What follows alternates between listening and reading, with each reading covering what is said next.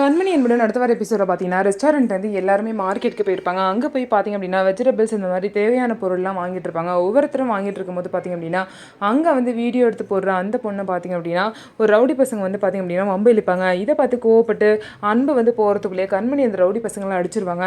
எவ்வளோ தைரியம் தான் எங்கள் பசங்களையும் அடிப்பியா, இவளை தூக்குங்கடா அப்படின்னு சொல்லிட்டு கண்மணியை வந்து தூக்க சொல்லுவாங்க. உடனே அன்பு கோவப்பட்டு அவங்கள அடிக்க ஆரம்பிச்சிருவாங்க. அன்பு அவர் அடிக்காமல் கண்மணியை வச்சே பார்த்தீங்க அப்படின்னா கண்மணியை தூக்கி அதுக்கப்புறம் அப்படி வந்து அடிப்பார்.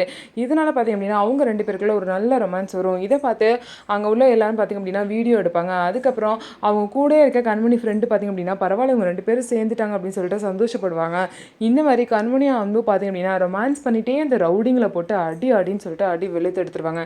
கூடிய சீக்கிரம் இவங்க வந்து ஒரே இடத்துல ஒர்க் பண்ணுறதுனால அவங்க ரெண்டு பேரும் ஒருத்தர் அப்படியாவது புரிஞ்சுக்கிட்டு சேர்ந்து வாழ்வாங்களா, இனிமேவாவது சேர்ந்து இருப்பாங்களா அப்படின்னு சொல்லிட்டு வெயிட் பண்ணி நம்ம பார்க்கலாம். ஸோ நம்ம வீடியோ உங்களுக்கு பிடிச்சிருந்தா நம்ம வீடியோவை லைக் பண்ணிக்கோங்க. மறக்காமல் நம்மளோட சேனலை சப்ஸ்கிரைப் பண்ணிவிட்டு பாருங்கள்.